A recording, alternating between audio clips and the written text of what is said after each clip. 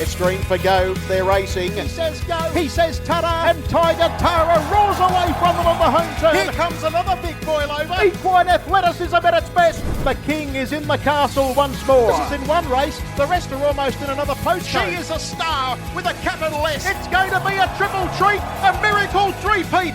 Ladies and gentlemen, you have witnessed history here at Menangle. What about that? It's getting right up on the sprint lane and it's going to bolt in.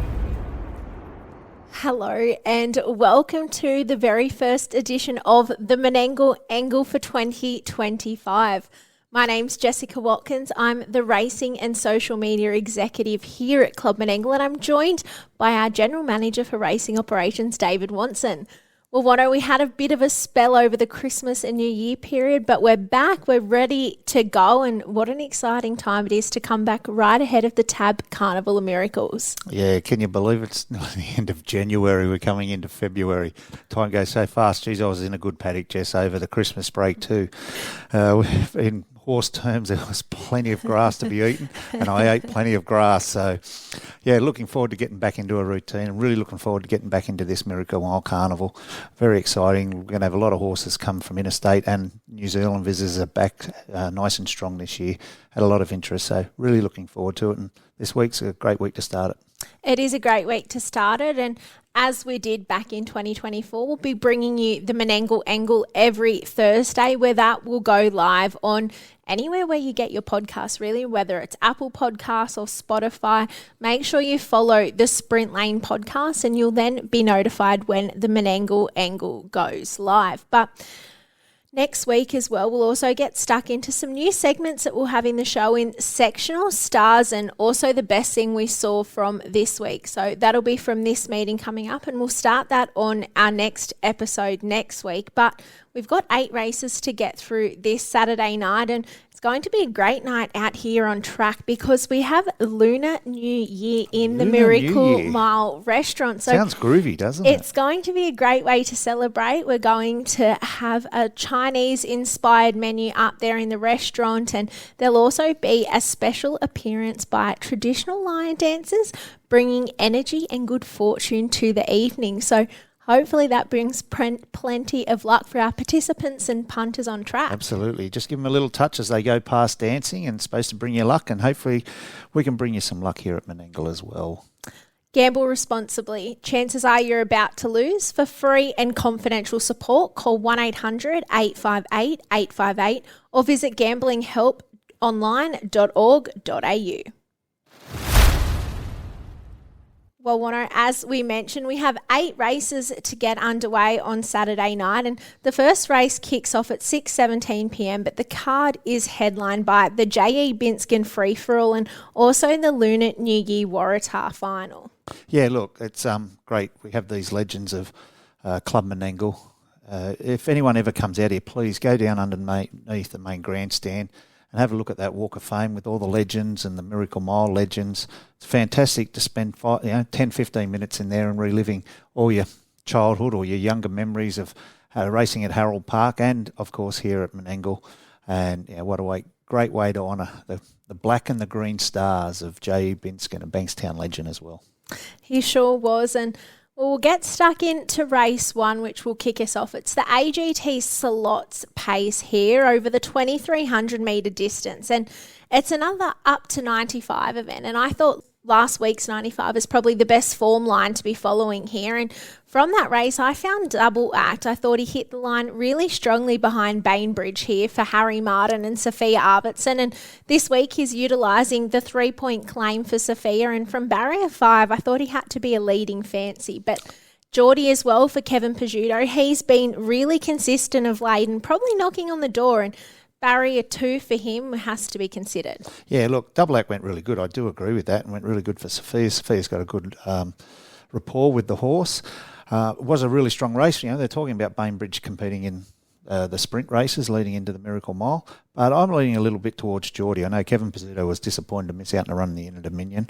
He's a model of consistency. He's got a good barrier, and he's got Josh Gallagher on this week. It is a really, really strong race. Like, you could throw a dart and 6 different winners in this one. But just on consistency, Josh Gallagher, Kevin Pizzuto, Geordie, I think he's due for a win. His only win has been over 2,300 here. So I think he's on the mark to win this week.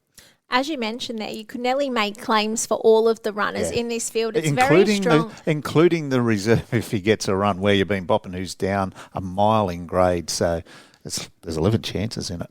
Absolutely there is. Attention then turns to race 2, the bestinbeds.com.au pace, and this is another event over the 2,300 metres, and it's a Metropolitan maiden here, but there's a horse that I'm really excited to see back up here at Menangle. I've been waiting for him to come for a little while, and that's hashtag Riverina form dashing. He took out his hometown cup last Saturday night, the Junee Cup there, and it was a very impressive win. He had to make a mid-race move around to the chair, and from there he just kept fighting to the line. So he's one that I'm keen to see up here at Menangle. But Stephen O'Donoghue and Ryan Sanderson, they're making the trip up from Victoria with Follow the Ace, who's won his last 4 starts. So you'd have to think he really has to be respected. And then drawn to the outside there is Major Hot. Well, he's a national rating 90, but he's still the equivalent of a Metro maiden, despite being a Derby winner up there in Queensland last season. Yeah, I think dashing Bruce Hartley did the big salute as he went across the line coming up the hill there at Junee. It was the first time he's ever won the Junee Cup, one of the ones that saluted him down in that area. Yeah, that was really exciting to see. He was really excited. He's won some big races, Bruce, but I've never seen him that excited. And once again, you're right. Some of these horses got really good form. But I've got to lean to Major Hot. Look, this race is over 2,300. Major Hot won the Queensland Derby over about 2,600. He's due. That's it. I just got to say, he's due, Major Hot. Look, probably a place chance of Sweetheart Bart. I don't think he's out of that pocket from Tamworth in the Qatar final. So, yeah, he's a definite place chance, but Major Hot's due. Race 3 is the Ultra Air Pace set to get underway at 7:27 p.m. And we spoke about James Rattray just before, but Tura Magic here, it's won its past 2 starts here for James, and I thought it was really impressive last start out. It's only a lightly race gelding. He's won 4 wins from 7 starts, and I think that impeccable race record really speaks for itself, really. Yeah, winning form's good form, isn't it, when you're looking through anything like that? I do like Superseed in this a little bit as well. It was a good race. He come second in last week. He has got good form behind that. I think he'd be really hard to beat in this one, Superseed. I think he has Will. Will might be driving him as well. Yeah. Jared Oughton just up on the hill there. And for a place chance, I wouldn't leave Major Statement out. Going really good for Troy Williams, whose stable's going nice at the moment. So he's another one. But once again, these 80 races, it's cases for 5 or 6 horses in this race. Race 4 is the Lunar New Year Waratah final, and it's always a bit tricky to try and match up these form lines here. Really hard. But 2 that I've come up with, they're drawn alongside each other in the 5 and 6. But Kiss by a Rose, I thought she was really impressive winning her heat down there at Junee. She clocked a mile of 156.2, which is quite striking. And then also Borrowed Time for Nathan Turnbull and Tony. He's got really good form of late, and he actually won the Bathurst Soldiers Saddle final 2 starts ago. So he has to be very respected. Yeah, good form race, the Soldiers Saddle. But look, I'm going to Kiss by a Rose, new lease of life. The horse has had over 100 starts, but it's won 3 of those in its last half dozen for Dean Atkinson. So Kiss by a Rose, there's a few scratchings in this, so it's only a small field of 8, I think, it's left in it. So but Kiss by a Rose is doing everything right at the moment, and Dean Atkinson's got a good strike rate, so I think he'll go pretty close. Race 5 is the feature event on the card, and that's the Club Menangle J E Binskin Free-for-All, which is a listed classic over the mile trip. And this race is really named in honour of a true legend of our sport in J E Binskin. I know you touched on he was a Bankstown legend, Wano, and it's fantastic that the club continues to honour him. Yeah, and look, of course, that iconic Inter Dominion win where he's, very, very close family friend Vin Knight and Bobby Knight, and Darren was in the race as well. Just a very emotional win there on our Maestro at Harold Park. I remember sitting on the winning post there, I'm not giving anything away, 1988, God. And I was allowed to bet. Look, I suppose outside of a Miracle Mile or an Inter Dominion, there's probably not a race Darren would like to win more than his father's race. So, yeah, a great omen, but you'd love to see him go. You'd love to see him bring his final Inter Dominion final form to this race, because he would be a super strong competitive hope in this. It is the mile trip though, And it's really hard to go past once again, we're going to winning form, Nyack. Nyack's flying at the moment. He's got a 49. 149 flat last start, yeah. And there's another horse in there that I know they're aiming towards the sprinters, was a heat seeker. David Aiken's got a pretty big opinion of this horse. I know he hasn't won his last two, but he's in good form against really good horses and really good times. And the horse flies out, so it wouldn't, hard to go past Nyack, but I wouldn't be surprised if it was a heat seeker. Runs them a merry chase. Well, the TAB currently have the market open for the J E Binskin free-for-all, and as you just mentioned, there was a heat seeker. Well, he's the short price favourite currently. He's $1.90. Wow. Okay, I didn't think he'd be that short. He's $1.90. Nyack is currently $3 and Terry's $14. Okay, well, I know there'll be plenty of people having a little bit on that 14 and cheering home Tenny for the Binskin clan. So Darren will have family here as well, which will make it even more emotional if he's lucky enough to get the spoil. So, yeah. Fingers crossed for Darren on that one. Absolutely. I think we'll all be keeping our fingers crossed and hoping that we can give Terry a cheer home and here. There's another omen. Darren does believe in the stars. So he's a stargazer, Darren. So the Lunar New Year, you never know. Race 6 is the Our Great Legacy pace here. And there was a runner that stood out to me last start where he finished here last Saturday night. And that's Marathon Man for Graham Watts and Josh Gallagher. I thought his run was superb last Saturday night, and although he's drawn 7 here, I think he's right in the mix in this field. Yeah, he looked really close. I thought for a stride there he might have been going to get it. It was just in those races, like these second and third divisions of the 80s. It's like they compete against each other every week, and when they win one, they go up to the top division. But they're once again really, really competitive races. There's a horse in this, though, once again, talking about the Troy Williams stable being very competitive at the moment. Colonia Courage. Like a couple of starts ago, he was racing in 95s. I reckon he might give you a good run for the money. Stable's in form. Colonia Courage at each way. I know Port-au-Prince is there. I was about to mention, you haven't said your favourite. What's going on? Well, New Year, New You? Or it took a while, but he did come good there for a couple. He had a couple of wins. Of course, when we'd gone on a recess as well. There's no Menangle angle, so... but it was good to see Port-au-Prince. He goes around every week and good set of owners there. So it was nice to see him find some form again. But yeah, Colonia Courage down a little bit in grade. Race 7, we see the Square Gators step out here in the Pride's Easy Performance Trotters Mobile. And well, Constantinople, I know it was over the longer trip last week. He's drawn wide here over the mile, but he proved too strong there. But do you think Royal Dan could take centre stage here? Yeah, look, Constantinople, I thought Luke might have tested the waters down with the Great Southern Star, but he stayed here.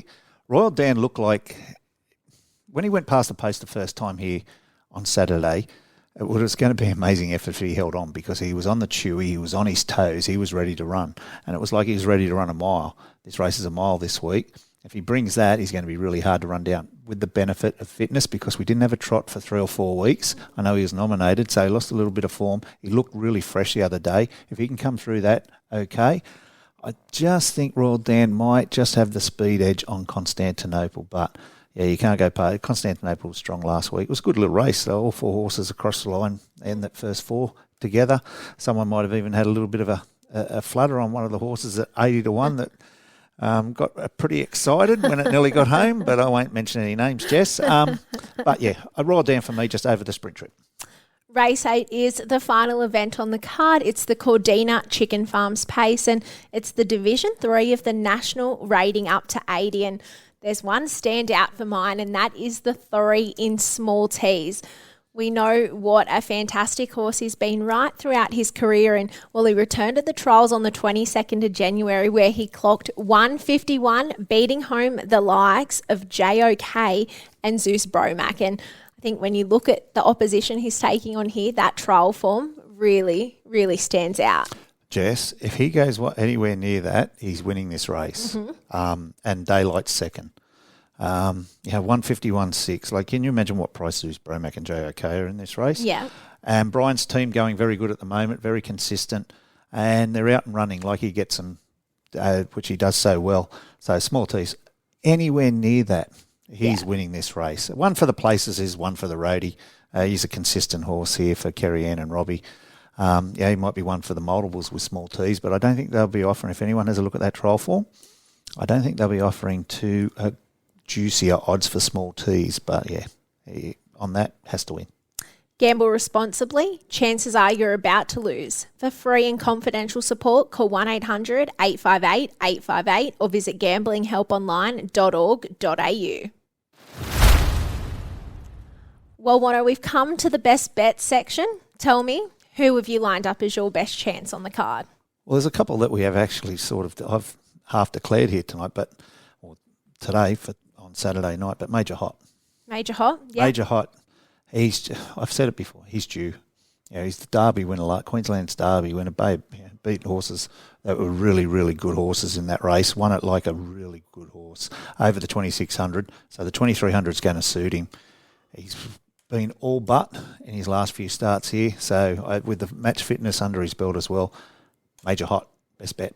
Race 2, number 10 for Wano there in Major Hot. And my best bet comes up in the last, and you can probably guess from our preview section. I have gone race 8, number 3. I don't think there's going to be any value at all for small T's there, but going off that trial form, I think he just wins in this field, and if he brings that 151, it'll be a pretty exciting close to the card. As they say in the race calls, there'll be a postcode in between them if he runs that 151. Gamble responsibly. Chances are you're about to lose. For free and confidential support, call 1-800-858-858 or visit gamblinghelponline.org.au. Well, Wano, as we mentioned at the start of the show, we're getting so close to the 2025 TAB Carnival of Miracles. Of course, the action all kicks off on Saturday, 1 March, when we see Gordina Chicken Farm's Chariots of Fire take centre stage before the next Saturday night on the 8th of March. We have the Garrard's Miracle Mile, where Thirsty Merc were announced as the headline entertainment, cool, which is pretty exciting. Being a coast boy yourself, summertime. I'm sure you must love in the summertime. Yeah, the summertime. No, Thirsty Merc, they're a great band. Like some of those, they really resonate with you, some of their songs, iconic songs. So I'm sure it'll be good. Like we had Diesel here last year, it really resonated with the crowd. I'm sure Thirsty Merc will as well here on Miracle Mile Night. And Chariots of Fire Night's the 90s party. I was at my best, Jess. I was going to say, in your prime. That were Wonson's prime, the 90s, and I could find some of the old clothes that I used to wear out. Wow. It's a different Wano at the moment.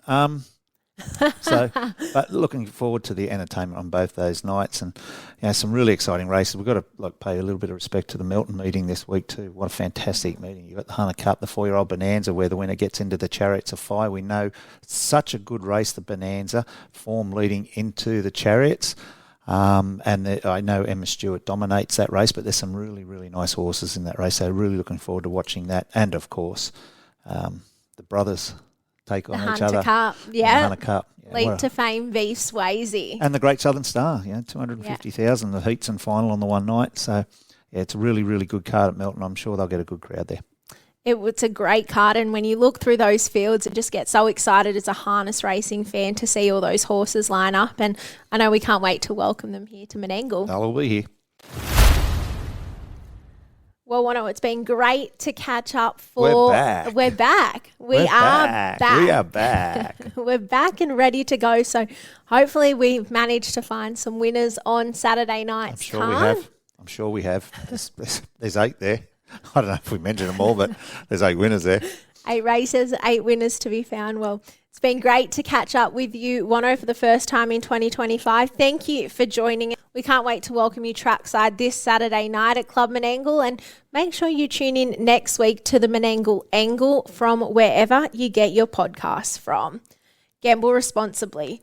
Chances are you're about to lose. For free and confidential support, call 1-800-858-858 or visit gamblinghelponline.org.au.